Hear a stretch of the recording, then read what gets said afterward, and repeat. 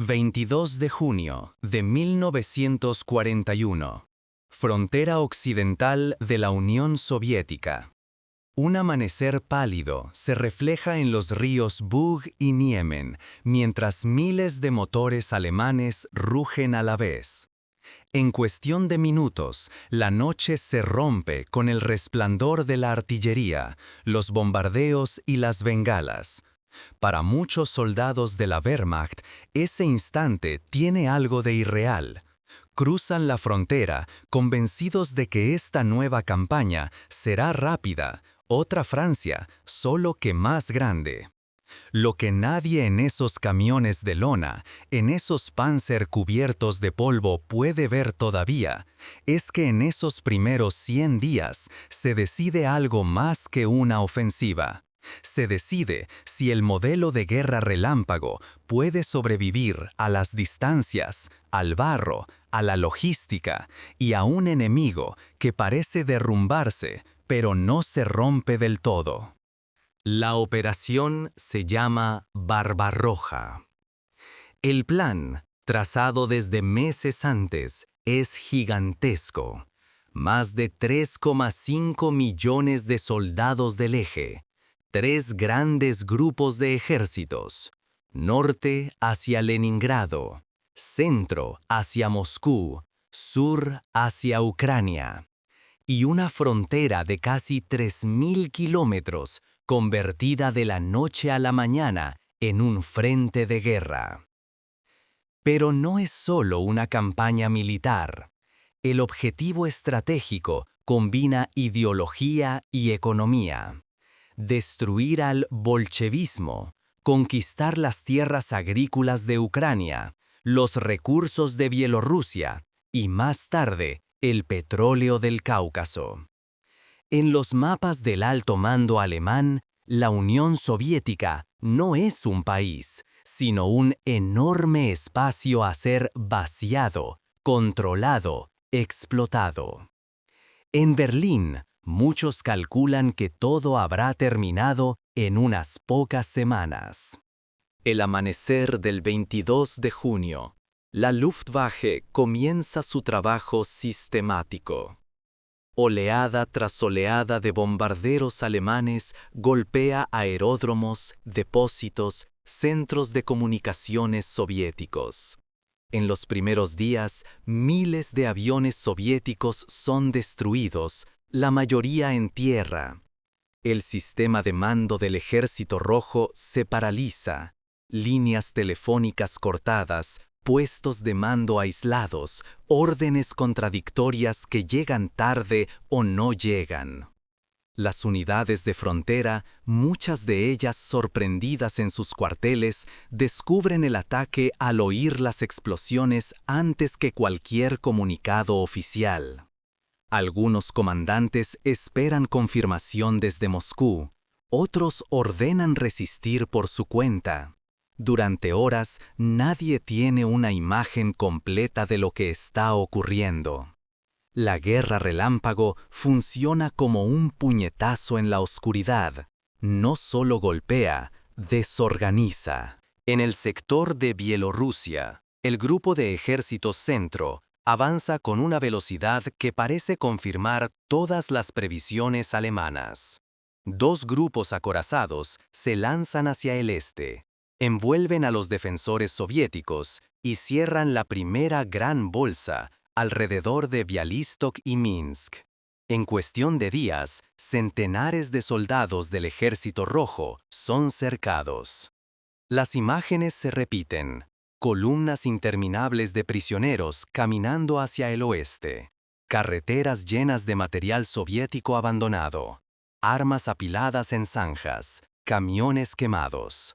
Para muchos oficiales alemanes, es la prueba de que todo lo que pensaban sobre la inferioridad militar soviética era cierto. Pero detrás de esa imagen de éxito, hay otro tipo de matemáticas, más silenciosas.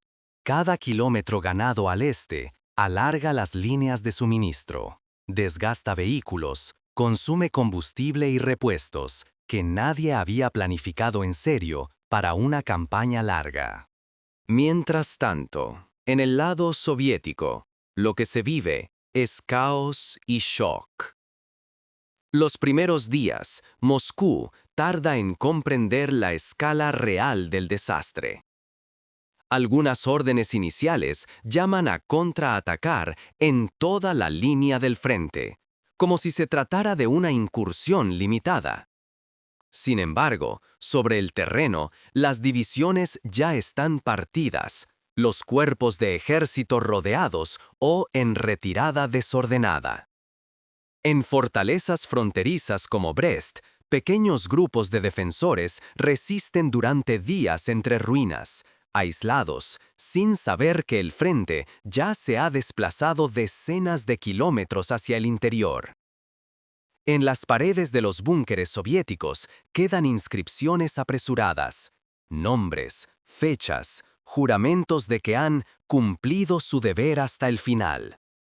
Son huellas mínimas en medio de un colapso gigantesco.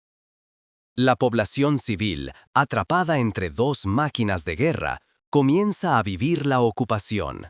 Evacuaciones improvisadas, deportaciones, los primeros asesinatos masivos de judíos y comisarios políticos.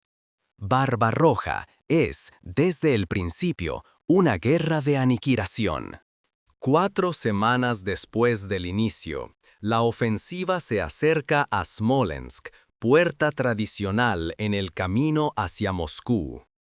Nuevas maniobras de cerco atrapan a varias armadas soviéticas. Otra vez, centenares de miles de prisioneros, miles de tanques destruidos.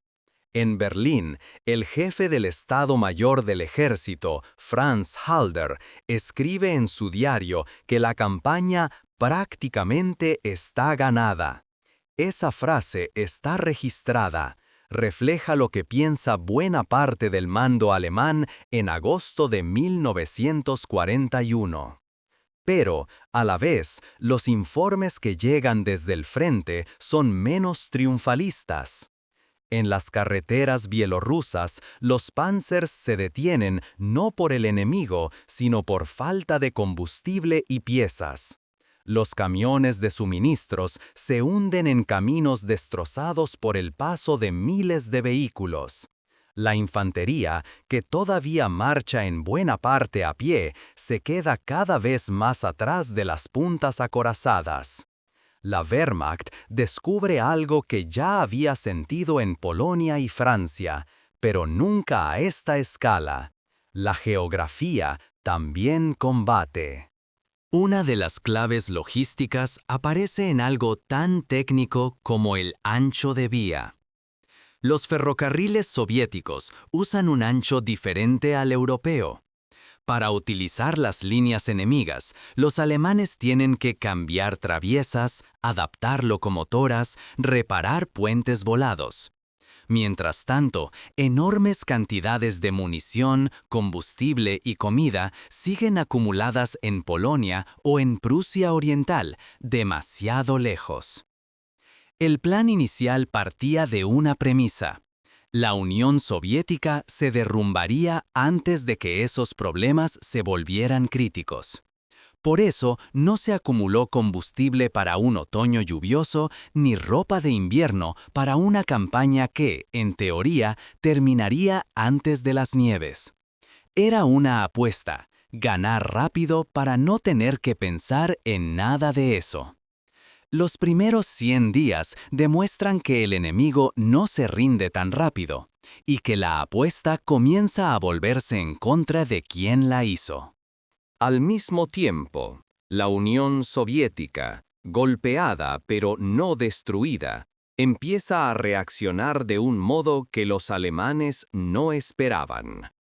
Nuevos ejércitos se forman en el interior, se movilizan millones de reservistas, fábricas enteras son desmontadas y trasladadas más allá de los Urales.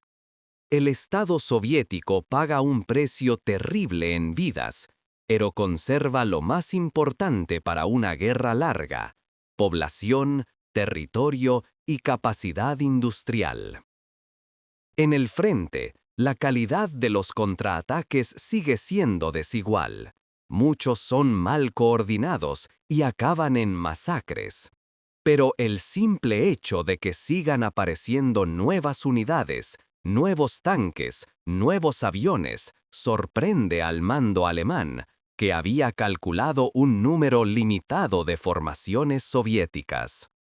La idea de que basta con derribar la puerta para que toda la estructura se desplome empieza a sonar poco a poco como una ilusión. A finales de agosto y principios de septiembre, surge una discusión estratégica en el seno del mando alemán. ¿Seguir avanzando directamente hacia Moscú con el grupo de ejércitos centro? ¿O girar hacia el sur para ayudar a cerrar una gigantesca bolsa alrededor de Kiev? Hitler, obsesionado con destruir el mayor número de tropas y con controlar los recursos ucranianos, ordena el giro. Las fuerzas acorazadas que se dirigían hacia la capital soviética desvían su marcha. Se coordinan con el grupo de ejércitos sur y, en pocas semanas, cierran uno de los cerros más grandes de la historia militar. Al oeste de Kiev, decenas de divisiones soviéticas quedan atrapadas. Las cifras exactas varían según las fuentes, pero hablan de centenares de miles de hombres rodeados, muertos o hechos prisioneros. Una catástrofe enorme para el Ejército Rojo, comparable o incluso mayor que las de Minsk y Smolensk. En términos de bajas soviéticas, los primeros 100 días son un desastre de dimensiones casi inimaginables. Sin embargo, esa victoria en Kiev tiene un coste que no se mide solo en hombres, se mide en tiempo. Mientras los panzers del grupo de ejército centro giran hacia el sur, el otoño se acerca. Los caminos se preparan para la Rasputsita, ese mar de barro que en Rusia convierte carreteras en pantanos. La distancia a Moscú sigue siendo grande. Las divisiones alemanas acumulan pérdidas, decenas de miles de bajas ya, y los reemplazos no llegan al mismo ritmo. Cuando el frente vuelve a orientarse hacia la capital soviética, no estamos en julio, sino a finales de septiembre. Los primeros 100 días han dejado a Alemania más profunda dentro de la URSS que ningún invasor europeo desde Napoleón, pero no han roto la capacidad del enemigo de seguir luchando. La guerra relámpago, por definición, tiene que decidirse rápido. Si no, deja de ser relámpago y se convierte en una guerra de desgaste. En el terreno, esa transición ya se siente. Los soldados alemanes comienzan a notar que las marchas son más largas, que los descansos son más cortos, que las botas se rompen más rápido de lo que llegan las nuevas. El parque de vehículos se deteriora. Camiones y tanques hechos para campañas cortas acumulan miles de kilómetros en condiciones extremas. Del lado soviético, el sufrimiento es inmenso, pero también lo es la adaptación. Los oficiales que sobreviven a las primeras bolsas aprenden a retroceder antes de quedar rodeados, a ceder terreno a cambio de tiempo.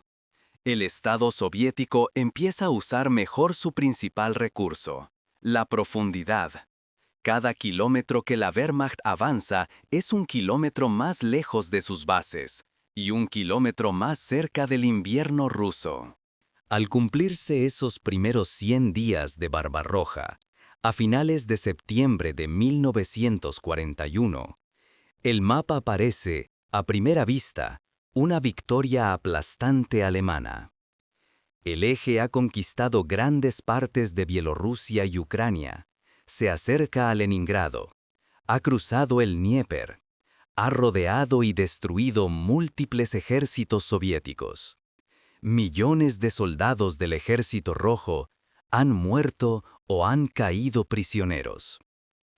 Pero debajo de ese mapa Hay otra realidad, menos visible y quizá más decisiva. Las líneas de suministro alemanas están estiradas al límite. Los depósitos de combustible están cada vez más lejos del frente. Las reservas de hombres y material no son infinitas. El enemigo, a pesar de las pérdidas, sigue levantando nuevos ejércitos. La Wehrmacht ha demostrado que puede destruir formaciones soviéticas a una escala nunca vista. Lo que aún no ha demostrado es que pueda destruir a la Unión Soviética como Estado. En esos 100 días se fija el guión de todo lo que vendrá después. La guerra de exterminio en el este, los asesinatos masivos de civiles, la muerte de millones de prisioneros de guerra soviéticos por hambre y enfermedad, la destrucción deliberada de ciudades, convierte el conflicto en algo más que una lucha entre ejércitos. Es una guerra en la que la rendición deja de ser una opción real para muchos. Al mismo tiempo, la subestimación del espacio y de los suministros empieza a cobrar su precio. El Tercer Reich, que había creído poder ganar antes de que la industria soviética evacuada retomara la producción, antes de que el invierno se instalara, descubre que el reloj no juega a su favor. Cada día que pasa, la ventaja inicial se reduce. La ofensiva hacia Moscú, la batalla del invierno, los contraataques soviéticos, todo eso está por venir. Pero sus condiciones de posibilidad, las distancias, el desgaste, el atraso logístico, ya han sido creadas. Al mirar hacia atrás, esos primeros 100 días de Barbarroja parecen una paradoja. Para los soldados alemanes que cruzaron la frontera en junio de 1941, fue una sucesión de victorias, de avances espectaculares, de mapas que cada mañana mostraban la línea del frente más y más al este. Para los soviéticos, fueron 100 días de horror, retirada y sacrificio extremo. Pero, vistos desde la distancia, también fueron algo más. El comienzo de una trampa histórica. Una trampa construida con kilómetros de estepa, con vías férreas incompatibles, con carreteras de barro, con almacenes de combustible demasiado lejos, con un adversario que se desangra, pero no se rinde. En esos 100 días, la Wehrmacht abrió una puerta gigantesca hacia el interior de la Unión Soviética. Lo que aún no sabía es que al cruzarla, no solo estaba invadiendo un país, estaba entrando en una guerra que ya no podría ganar en 100 días, ni en el verano, ni quizá nunca.